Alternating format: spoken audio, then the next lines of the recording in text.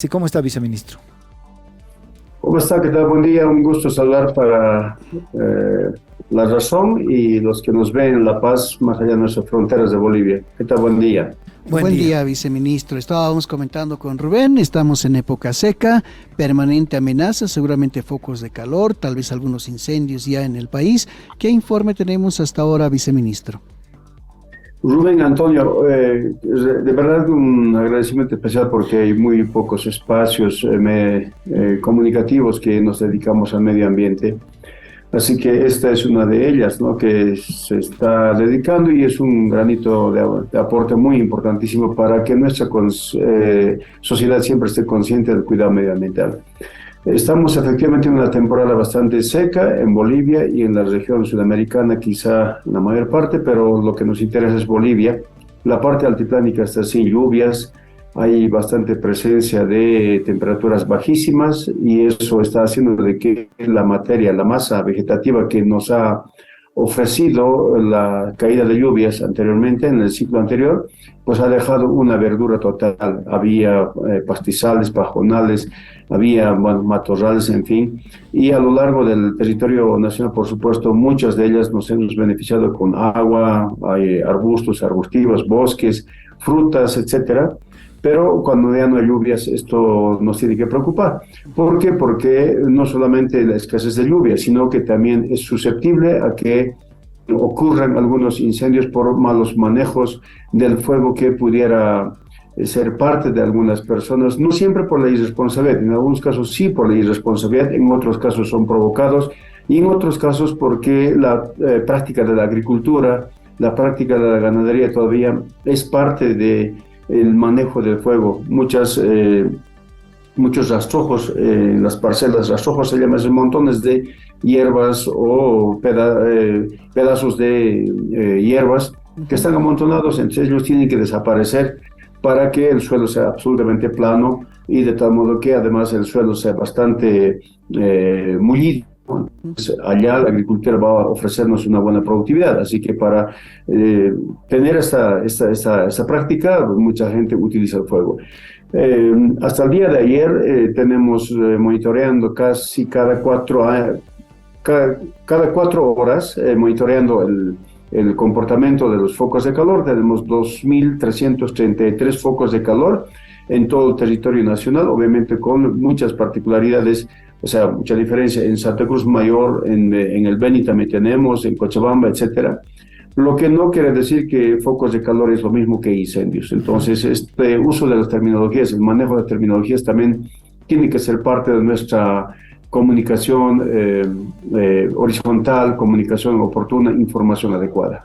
Eso queríamos preguntarle. Ahora, ¿hay incendios que han sido reportados más allá de los focos de calor, viceministro? ¿Y cuál sería, viceministro, la diferencia entre un foco de calor y un incendio? Bueno, trabajamos con 4 satélites. El Ministerio de Medio Ambiente y Agua ha diseñado un sistema de información y monitoreo de bosques que prácticamente está en el Google. Y si nosotros entramos en el Google, pues prácticamente podemos observar. Cualquier celular, cualquier computadora es posible que vaya a buscar, a localizar SIMB. En este momento estoy haciendo ese pequeño ejercicio. Permítame, por favor, aquí localizarlo. Y este es el mapa como se va observando. Ese es justamente lo que nos ofrece, ¿no? Entonces, Sí. ahí está. Y ahí sí lo estamos viendo. La pestaña naranja es la que nos va a ofrecer, la pestaña naranja, si usted aprieta, nos va a ofrecer, por ejemplo, la desagregación, la observación de los focos de calor o incendios que ocurriese por municipio, por área protegida, por diferentes ecosistemas en todo el territorio nacional. Entonces, ¿cuál es la diferencia entre un foco de calor y un incendio? La temperatura normal oscila obviamente en el altiplano, es diferente que en el oriente, y esto está captado por sensores, así que aquella temperatura que registrase mayor, aproximadamente entre los 90 a 100 grados de temperatura, va a ser receptado por el satélite como foco de calor. Aquello que esté por debajo, obviamente no registra, entonces es como que el ambiente es parte del ambiente, más o menos eso es lo que interpreta nuestro satélite, y esa es la que nos da la oportunidad para decir cuántos focos de calores tenemos por día. Acéptenle, por favor, eso gusta precisamente 6. Sí, ya usted sabe manejar muy bien, qué genial. Y esta es la que nos puede ir ofreciendo. Además, en este observatorio, en este sistema de información y monitoreo de bosques, tenemos las conexiones de las vías. ¿Por qué? Porque necesitamos, si es que hubiese cualquier percance, para ingresar por ciertas rutas, movilidades livianas o pesadas. Acá tenemos, por ejemplo, informaciones estadísticas de la ocurrencia de estos comportamientos de focos de calor. Necesitamos tener información acerca de fuentes de recarga hídrica, donde hay lagunas, lagos, ríos, etcétera, donde tenemos, por ejemplo, localizados los centros de salud o establecimientos de salud. Esto es importantísimo. ¿Por qué? Porque en caso de haber algún percance, por supuesto, necesitamos coordinar con estos establecimientos. Así que es absolutamente muy útil esta herramienta. Generalmente ha sido coordinado su uso con las fuerzas de la tarea conjunta que está a cargo del Comando Conjunto, que aglutina las 3 fuerzas aéreas, Fuerza Armada y Fuerza Naval, que contiene un total de aproximadamente 1.200 efectivos de élite bastante superior formada, porque se han capacitado con argentinos, con canadienses, con franceses, y a su vez en todo el territorio nacional ellos van operando. Entonces, esta herramienta que acabamos de mostrar, la herramienta digital, permite verificar y hacer obviamente los sobrevuelos, porque el Ministerio de Defensa Civil, es decir, el Ministerio de Defensa Civil es parte del control a los incendios, es parte del cuidado medioambiental, de tal modo que nosotros estamos siempre permanentemente coordinando el trabajo. Viceministro, quiere decir que hasta el momento no tenemos ningún incendio registrado en el país, y comparado con el año pasado, ¿cómo nos está yendo? Si hacemos una comparación entre el 2019 y el 2022, obviamente hemos reducido bastante. El 19 se superó los 5.300.000 hectáreas quemadas.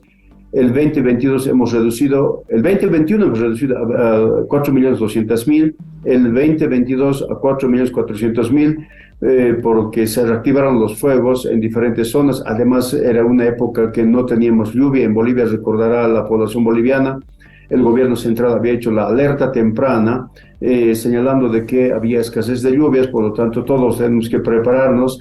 Así que ha dispuesto un monto de más de 122 millones de bolivianos el gobierno central, con la cual se ha atendido a más de 173 municipios, dotando tanques, semillas, abonos, entre otros utensilios, de tal modo que los municipios han hecho afronte de manera conjunta, porque las adversidades climatológicas se tienen que monitorear desde el nivel central, efectivamente, pero el afronte tenemos que hacerlo entre todos. Todas las personas somos los llamados para contrarrestar estas adversidades. A pesar de esas adversidades climatológicas, mira que hemos tenido una superficie bastante menor en relación al 2019. Y si hablamos de la temporalidad entre el 2021, 2022, hasta estas alturas, que ya prácticamente está feneciendo julio, este año 2023 estamos bastante bien, lo cual nos genera optimismo. Eso tiene que ver con un trabajo, obviamente, de prevención que comprende en capacitaciones, en visita a los municipios. Rubén, estimado Antonio, ya estamos haciendo visitas en municipios de mayor ocurrencia de estos incendios. Del 5 al 12 de junio hemos tenido visitas en 2 municipios en la provincia cordillera de Santa Cruz, en 9 municipios de la Chiquitanía. ¿Con qué propósito? Llevando el mensaje de que todos tenemos que ser responsables al manejo del fuego y, digamos, todos no a los incendios. Los niños han deleitado sus poesías, sus canciones y demás mensajes la juventud, y dijeron no a los incendios, queremos un medio ambiente sano. Efectivamente, esos mensajes tenemos que recoger, porque las autoridades trabajamos para ellos, para las futuras generaciones. La comunidad, los representantes nos han dicho que las normativas todavía están siendo bastante débiles y hay que generar una normativa bastante fuerte. Entonces son mecanismos que estamos articulando, estamos recogiendo, así que esto es muy importante para la población. Vamos a seguir trabajando comprometidamente adecuadamente, porque esa es la tarea que nos ha instruido nuestro presidente Luis Arce. Viceministro, es cierto, el año pasado teníamos y hemos tenido mucha emergencia por la sequía, se ha activado un plan de emergencia, el gobierno a través del Viceministerio de Defensa Civil también ha participado de este plan. Este año, usted dice, viceministro, no nos está pasando nada de eso. ¿Cómo estamos enfrentando a la sequía? ¿Está funcionando el plan que están aplicando en el gobierno desde el año pasado? Sí, en base a la información que nosotros generamos a partir de lo que es el CENAMI, respecto al observatorio climatológico y respecto a lo que es el comportamiento agroclimatológico, pues lo que el gobierno central, a través de estas instancias, como ser el Ministerio del Medio Ambiente y otras, lo que se hace es alerta temprana, para que todos nos podamos preparar, porque si no tuviésemos información adecuada, oportuna, con la debida anticipación, seguro que las desgracias podrían estar muy presentes en nuestro medio, y eso es lo que no queremos. Precisamente por eso estamos trabajando apegado a lo que es las universidades. Además, la UMS, por ejemplo, de La Paz nos ha proveído de su información científica, porque allá tenemos profesionales que están trabajando ya por más de 20 años, inclusive no solamente un profesional, sino un equipo de investigadores que están ya especializados en lo que es el comportamiento de los glaciares de las alturas. Allá por Cochabamba, en la UMS, tenemos igual en las otras universidades como Oruro, Chuquisaca, en fin. Y este conjunto de información primaria, científica, es aprovechada, por supuesto, procesada y aprovechada e impartida a la sociedad boliviana para que todos podamos prepararnos. Lo más importante es que debemos de tener información adecuada. Y dijimos el año pasado ya, en noviembre, en diciembre dijimos que es muy probable que el 2023 tengamos la presencia o el paso del fenómeno del Niño, lo que implica de que en las partes altas de Bolivia, casi con seguridad, podría haber una escasez de lluvias, obviamente eso significa sequías, y en las partes bajas probablemente unos comportamientos de altas precipitaciones, riadas y otro tipo de torrenciales de aguacero. Entonces, estas informaciones, al saber, por supuesto, nos tiene que preparar a todos, la comunidad campesina, la comunidad indígena, articulado con su municipio. El municipio tiene que coordinar entre sí, con los municipios vecinos, a su vez, la gobernación y el nivel central. Entonces, el cambio climático ya es un presente. Muchos hablan de catástrofe climatológico, pues ya es un presente.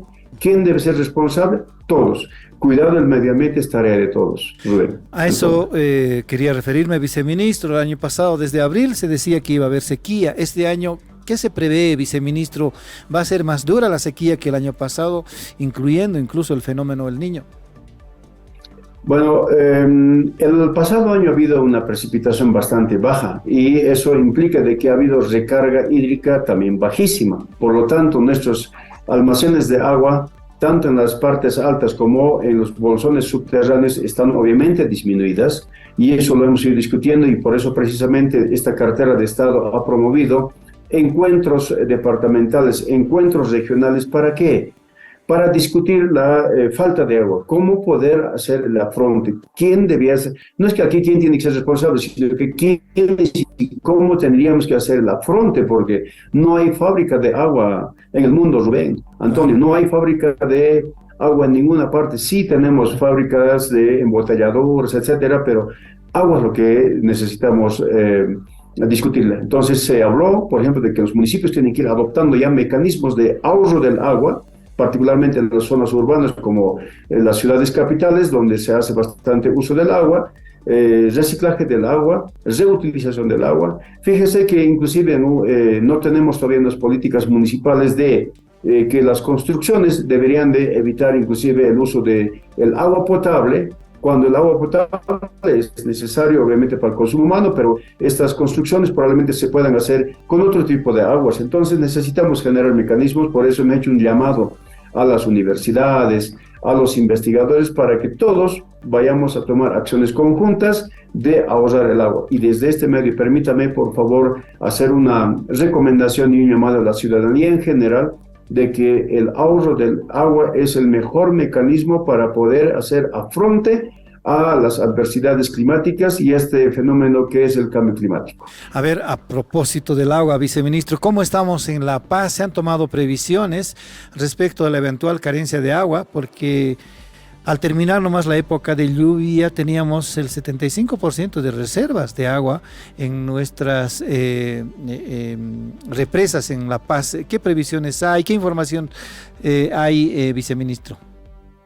Bueno, de las cantidades de otros datos estadísticos, obviamente la instancia que le corresponde informar será el Viceministerio de Agua Potable, Saneamiento Básico, quienes están efectivamente monitoreando a través de sus diferentes reparticiones.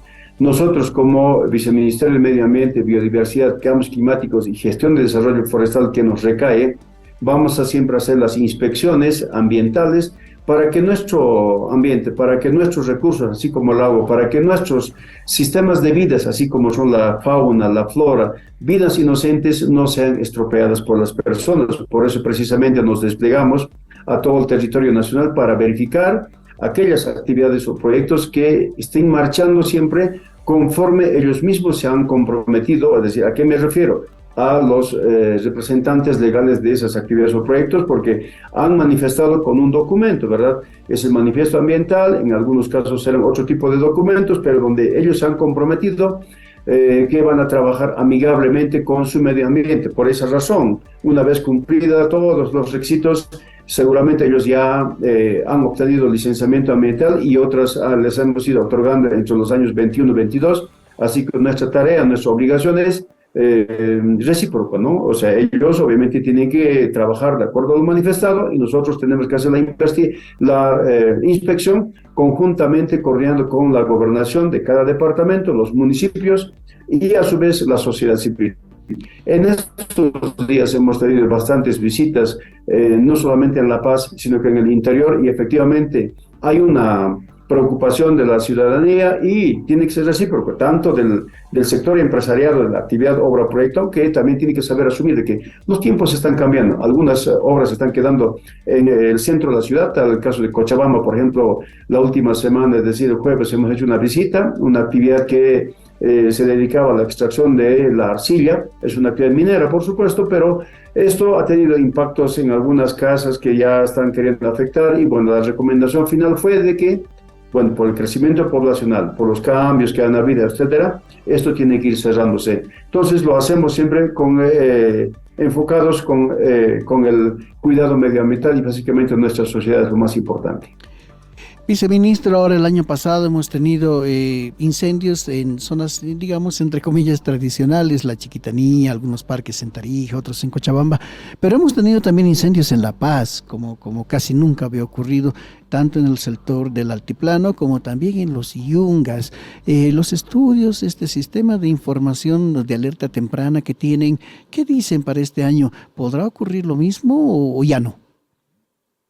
Ningún percance natural, ninguna de estos es posible pronosticar. Uno no sabe, ni usted ni yo, nadie puede adivinar si mañana puede haber un ventarrón, un ciclón. O sea, la naturaleza prácticamente es superior a lo que es la capacidad humana, ¿verdad? A pesar de sus tecnologías. Por lo tanto, lo que sí nos corresponde es implementar y ser bastante incisivos en lo que es el trabajo de la prevención, recomendando. Lo que nos está fallando, Rubén, estimado Antonio, es la conducta humana. La educación ambiental está todavía ausente en muchos de nosotros.